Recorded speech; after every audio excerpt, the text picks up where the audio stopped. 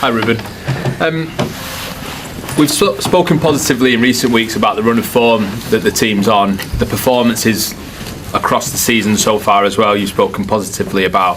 What sort of shape do you think the side are in for the game this weekend? How confident do you think your team is now after the start of this campaign and the results recently? I think I think we are more confident.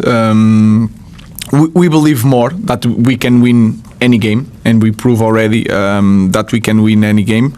The last game was tough on us because in some moments we were not the team that we're supposed to be in every minute, and compare that to Brighton, and we suffered 2 goals against Brighton, but was a different thing.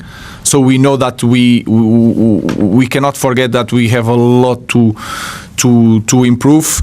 We are more prepared for anything that happened in the game. So that is also a good thing. So we are in the better moment, but we also know that we have a lot to do, a lot to improve to be to win more this kind of games and consistently win games in a row. So we know that we are capable, we are confident, but we also know that we struggle sometimes in games that we need to do better. You said before that you know what sort of game your team's going to have almost in the first action in the match. You can see that the way that they start will be the way that they go on. Do you still feel like that, or do you feel like you can trust your team a little bit more to cope with the different ups and downs in matches? Even if they don't start well, they can finish well. I think a little bit both. I think we can manage the game better now. We can always change from one moment that we are struggling. We can change that. Also because we have players that can change that for us, not as a team, but sometimes the individual can help us to change that. But if you look the game against Nottingham that we control in the first half, but the energy, if you put the 2 games at the same time, you can sense the energy was not the same. And that is something that you can watch in the first moments of the game, so it's a little bit both. Hi Ruben, you're playing Tottenham for the first time since the Bilbao disappointment. You've touched on your side and changes. I just wondered how different you think your team is now to the one that lined up in the Europa League final. First of all, the characteristics of the players. We have different characteristics in our team, but we also have a lot of players that play last year. So we are a better team. We play better. We understand the game better. I think we are more confident. We reached that final confident that we could win because we were doing well in Europe. But in this moment, we play with a different confidence. We managed better the moments of the game.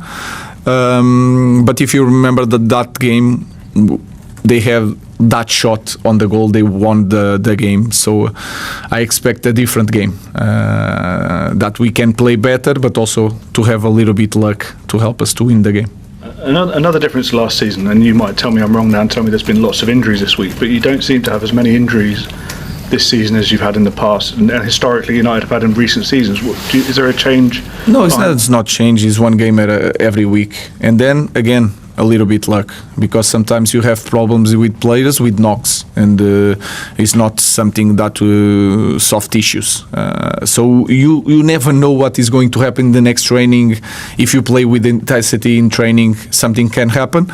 But I think the big reason, of course, we try to do everything well. The big reason is one game every week. You can give an extra day to the players that you know that could struggle in the next training. So I think that is the biggest reason.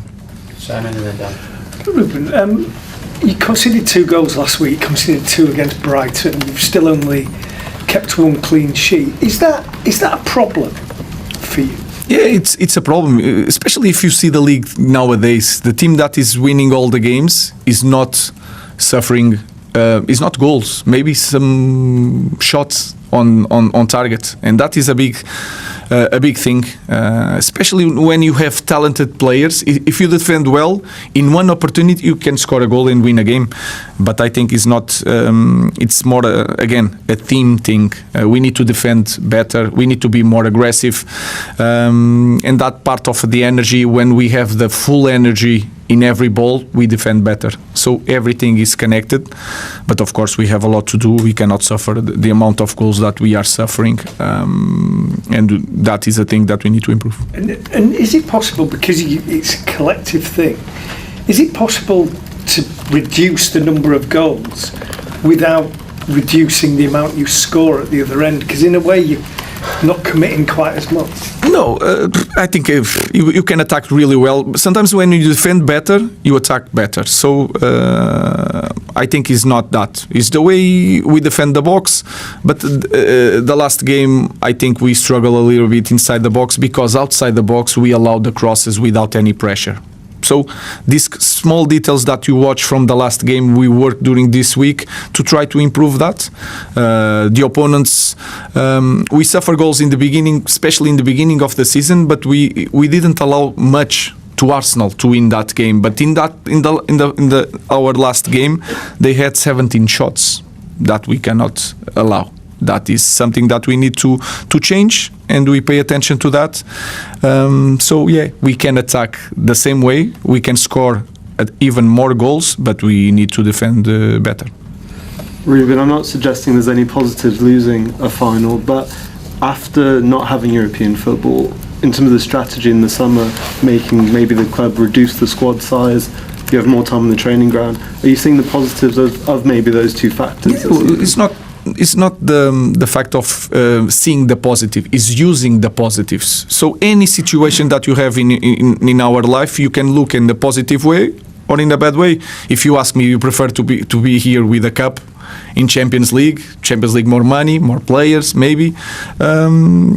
Of course, I will say yes, but you have the other side. You have more time to train, to know your players, to arrange everything, the connection between staff, and prepare the future. And the future will be with the European competition. So we just try to use the positive thing of not playing all the games during the week. So yes, I can see the positives. If you don't mind, your former teammate Cristiano Ronaldo has come out this week with a few comments about the club. He said that, you're doing a good job, but you can't provide miracles. But he was also a bit damning on the players, saying that some players don't have Manchester United in their mind. Do you think that's quite unfair, maybe, from a club legend like him, that maybe some of those players in the squad look up to as a legend of the game? It's of course he knows, and he has a huge impact in everything he said. What we need to focus is in the future. We know that we as a club made a lot of mistakes in the past, but we are trying to change that. So let's not focus what happened. Let's focus what we are doing now, and we are doing that. We are changing a lot of things in the structure, the way we do things, the way we want the players to behave. We are doing that, and we are improving. So let's focus on the way we are doing things. We are improving. Let's continue and forget a little bit the past. People in second place, Flex. No. Man United are not in a title race at all. Of course we're not. That's where we'd be being silly. The squad's not built well enough yet. Ruben hasn't had enough time yet. The players that he's brought in, the four in this summer, I think are really good additions. Definitely, that's a step in the right direction.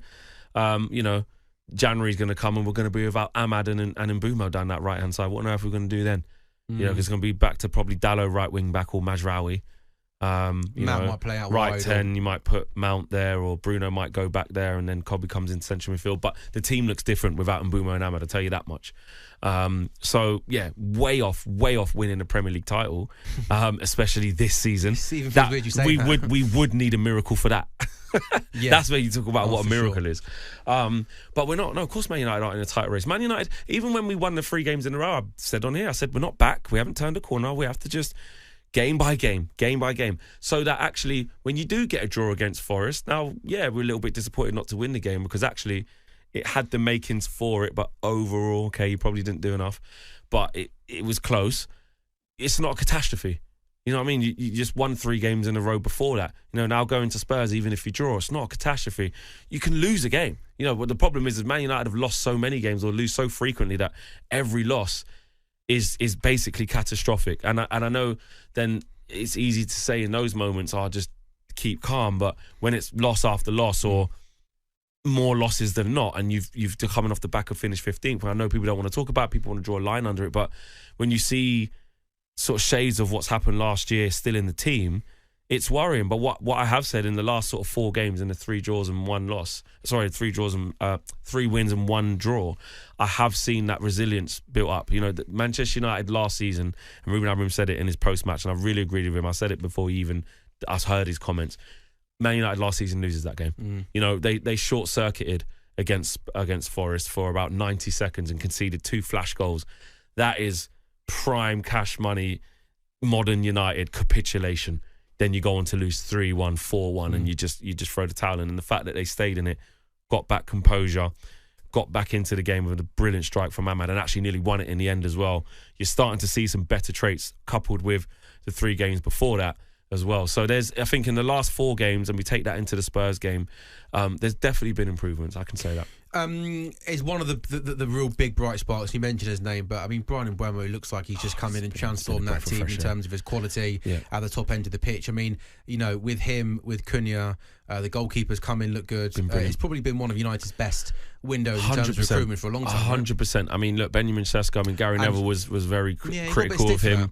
And I don't know why he was as critical as he was. I'm not saying Benjamin Sesko. Did he say he looked a little bit awkward? He says he looks awkward. Wants more from him for 80 million quid, and you know, again, misquoting the prices. Is 63 point something up front, rising to 73 max. It's not 80.